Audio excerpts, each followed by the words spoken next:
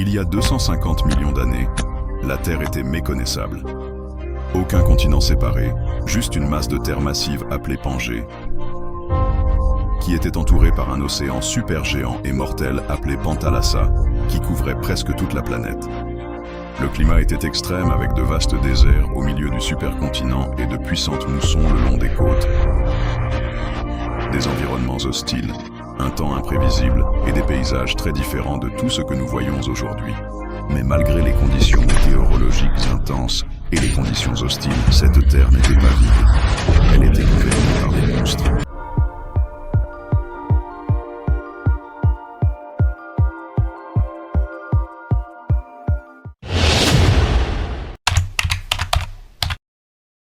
Si vous marchiez à travers la Pangée il y a 220 millions d'années, il y avait une règle.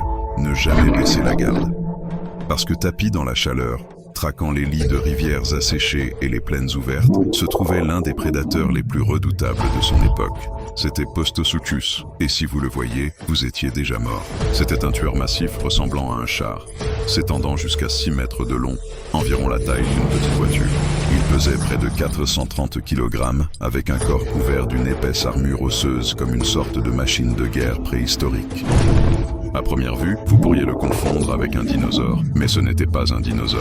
Postosuchus avait des pattes puissantes positionnées directement sous son corps, lui donnant la capacité de poursuivre ses proies à grande vitesse. Certains croient qu'il pouvait se dresser sur ses pattes arrière et bondir en avant dans un élan terrifiant de vitesse.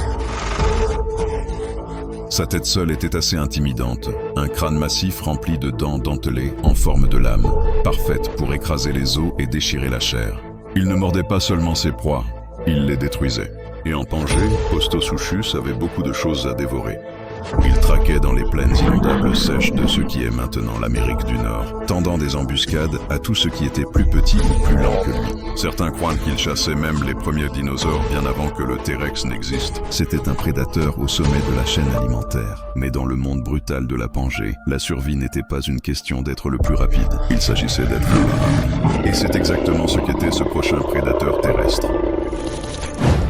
Saurosuchus n'était pas conçu pour la vitesse, il était conçu pour dominer. À 7 mètres de long et pesant plus de 900 kg, c'était l'un des plus grands prédateurs de son époque. Son corps entier était enveloppé dans une épaisse armure osseuse et ressemblait à quelque chose comme une forteresse ambulante. Rien ne pouvait l'abattre, ni les premiers dinosaures, ni les prédateurs rivaux, et même pas le temps lui-même. Car il a régné sur la Terre pendant des millions d'années. Contrairement aux tueurs plus légers et plus rapides de la Pangée, Saurosuchus n'avait pas besoin de poursuivre ses proies. Il avait une stratégie différente. Les fixer du regard, avancer lentement et leur faire savoir qu'ils étaient déjà morts. Et quand il frappait, c'était fini. Sa tête était massive, ses mâchoires assez puissantes pour écraser un os en une seule morsure. Ses dents étaient longues, dentelées et courbées vers l'arrière. Une fois que quelque chose était dans sa gueule, ça ne ressortait plus. Il fut trouvé dans ce qui est maintenant l'Amérique du Sud, à l'époque où elle était encore fusionnée dans l'interminable supercontinent. Il dominait les plaines inondables, attendant près des sources d'eau, abattant tout ce qui osait boire trop près. Certains croyaient qu'il chassait même les premiers dinosaures, les attrapant dans ses mâchoires massives avant qu'ils n'aient eu la chance d'évoluer vers les géants que nous connaissons aujourd'hui. Mais la créature qui l'a précédée, elle n'avait pas besoin d'armure. Sa tête représentait presque la moitié de tout son corps, un crâne géant broyeur d'os sur pattes.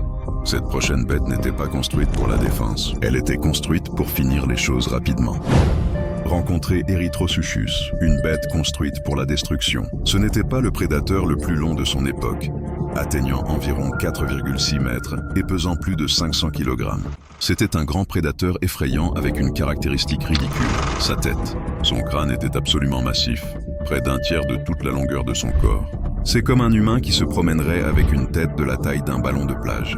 Et à l'intérieur de ce crâne surdimensionné, des rangées de dents dentelées conçues pour déchirer la chair avec facilité. Erythrosuchus fut trouvé dans ce qui est maintenant l'Afrique du Sud à l'époque où cette terre faisait encore partie du supercontinent. Il dominait les plaines inondables et les berges des rivières, chassant probablement tout ce qui croisait son chemin. Certains croient qu'il n'avait pas besoin d'être le plus rapide. Une morsure suffisait. Ce n'était pas un traqueur patient ou un chasseur prudent. C'était un tueur de force brute.